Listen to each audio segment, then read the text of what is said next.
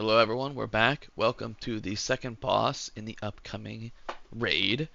So, as normal, I'm going to talk about kind of the Mythic strat because this guild pushes Mythic quickly and we do the Mythic strat in Heroic when it makes sense. This boss we can do that. In Heroic, you definitely have less of a positioning requirement. You can still do the strat, still very effective, and I'll talk about the differences when we get there. So, these sides, there's two things going on here. First, you need to split up your raid into two groups. The two groups, one will start on the dinosaur and one will start on the gorilla, and they have different mechanics. So I'm going to go over the different mechanics of the two bosses, then I'm going to talk about the mythic mechanic. I'm going to point it out but not talk about it, and then I'm going to wrap up everything together. So with this dinosaur here, the main thing he's going to do here is drop bombs that you soak. Very simple. The bombs will drop near random players, and you can see here that he's doing the mechanic, but anyone that isn't him is just stack up near the boss. He's also near the boss, bait the bomb, he's running out doing the mechanic, everyone else gets in and soaks. So then there's also this classic frontal mechanic. This just gets taken out of the raid, and then the person will run out once the beam cast ends, and I'll point out a better example of that when I get a better angle. You soak this, it does a absolute crap ton of damage. It knocks you in the direction that you knocks you in, it'll make sense. It knocks you in the direction like outward of where the bomb explodes, and it repeats. Once you explode the bomb, you get these circles, but he doesn't have it because he pre-immuned it.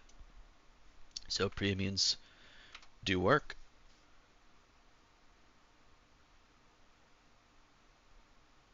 And now it just repeats. So there's gonna be a bomb bait here.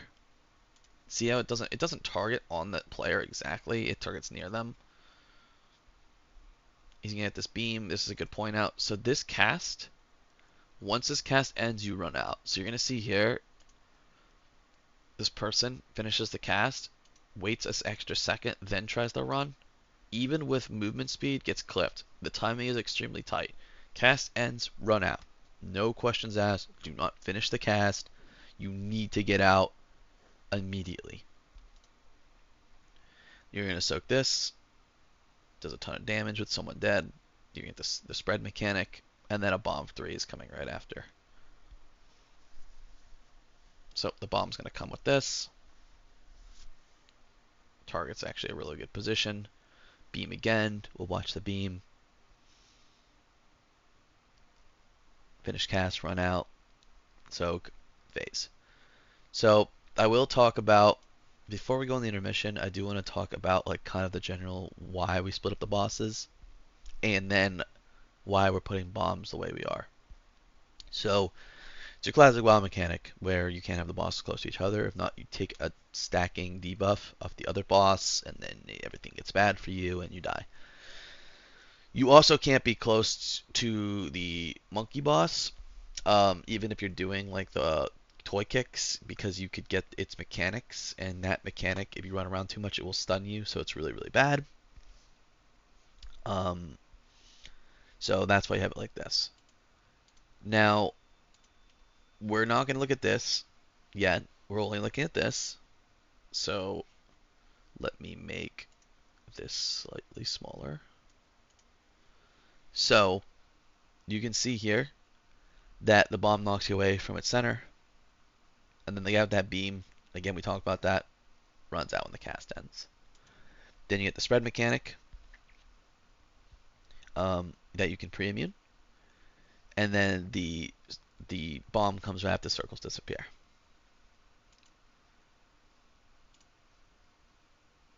This is the intermission. Actually, talk about this real quick. You're just going to run to your sides like this, and then there's just a bunch of dodging mechanics. I'll talk about that in the video. This is very critical. This is like our general plan. So it was attempted, but we've slightly modified this. So you can see here P1, P1, P2, P2, P3, P3. These are diagonal from each other. And this is kind of the goal on how we want to do things because the room will fill up on both sides, and we haven't talked about the other side yet. And having these bombs and these images, which we'll talk about, off to the sides, and having the middle of the room open for like the last rotation is going to be really helpful.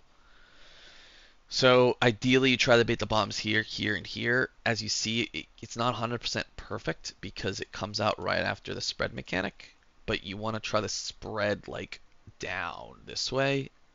So, even if it goes here, you can fix it, or like you can not really worry about it too much. But this is like a perfect scenario. So now let's go into the intermission, and then we'll talk about the other phase, or the other side. So the intermission was really hard for melee. They get clipped all the time like this, where the thieves would come to the boss and they just get trucked and die. But it's your classic like dodge waves, dodge circles, two target cleave. A really safe spot for melee would be like in between these middle ones. But you can see like in this situation, there's a few people here, and they're like baiting all this crap to them. So it's kind of a fiesta, but the range should definitely not encroach on that. So then you move over, and you can see here this is not resemblance of the picture exactly. Actually, it totally is. Am I wrong? Yeah, it's right. So they have them diagonal here. We'll talk about the toys in a second.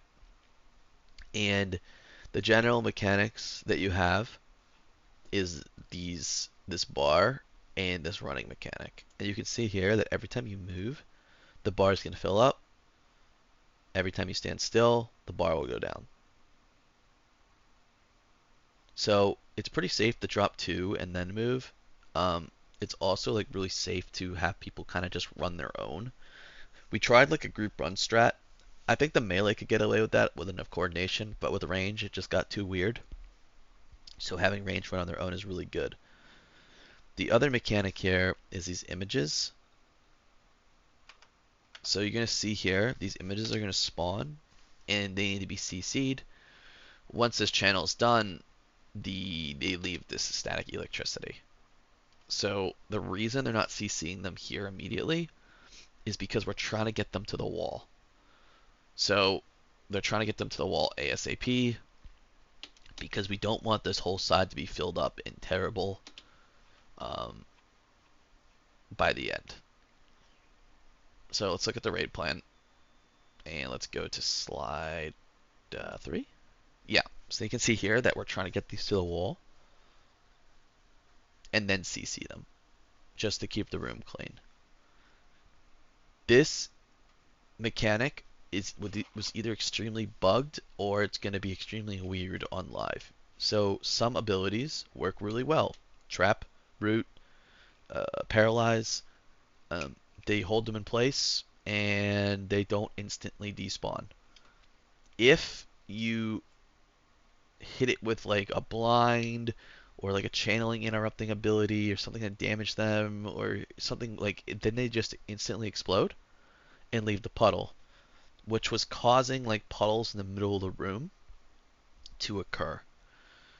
So it's going to be really important on live to figure out what's causing that and not do those abilities. I'll just tell you for a fact that like roots and traps and para were honestly like the best. There's probably one or two I'm missing, but things that kind of disoriented them or feared them or whatever were just causing them to explode. It has to do something with the channeling. So I don't really have any more details on that. Just something to look out for. And now I want to talk about the mythic mechanic and wrap this video up. So what I just talked about there all applies to heroic, except for this guy running around hitting the toys will just stay in. In mythic, you get 3 toys. These toys, when they touch each other, they explode, doing damage to the raid as a dot. Let's see if we can find him doing it.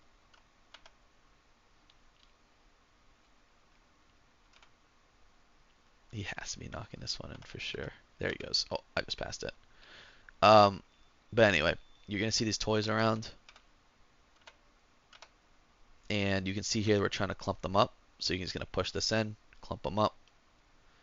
And that's how you do it. So the general gist here is kick the toys to these markers, depending on what side you're on. Blue, anyone can kind of kick them to the marker because everyone's spread out like this. Red, it's really up to one person because everyone else needs to make the bomb and you don't want to cause like a potential mess up where two people are trying to do kicks and one doesn't get in and the bomb's just in the middle of the room.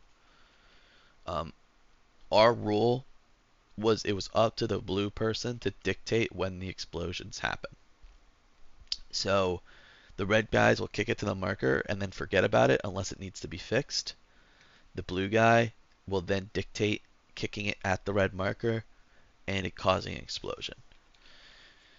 So a good rule that we kind of found, there's going to be a few ways you can do this. One is you can go do a bomb, kick a toy, do a bomb, kick a toy, do a bomb, kick a toy, go in the intermission. That's a little tight in my opinion, in like a weird way, because you're kind of like doing it before intermission. The easier way that we found, but could be wrong, is kick the toys to the marker. First bomb comes out. Maybe you don't get all the toys in. Between the first and second bomb, try to do 2 toys back to back. And then the second bomb comes out, you do another toy, and you're done. So third bomb, and then you do nothing. You do not want to do these toys when you're doing the bomb, so you will 100% die. You cannot have the debuff on you. That is true. And that caused a lot of problems. In testing, if you wanted to 6 heal this fight, we didn't do it. We didn't have the resources. You could have killed it 6 healing because you could have covered those mistakes. But on live, I think you get a bomb, you move all the toys in the middle or try to, get a bomb, the blue guy does 2 toys. Do a bomb, 1 toy. Done. Rotate, intermission, repeat. And we were having hunters do it. Just an FYI. So, other than that, that's everything for this boss. Hopefully this was helpful. Just remember some of the important things I told you about the toys, with the images, with the positionings. So it should be an easy boss on Heroic regardless, but good luck in your raid and see you in the next video. Thank you.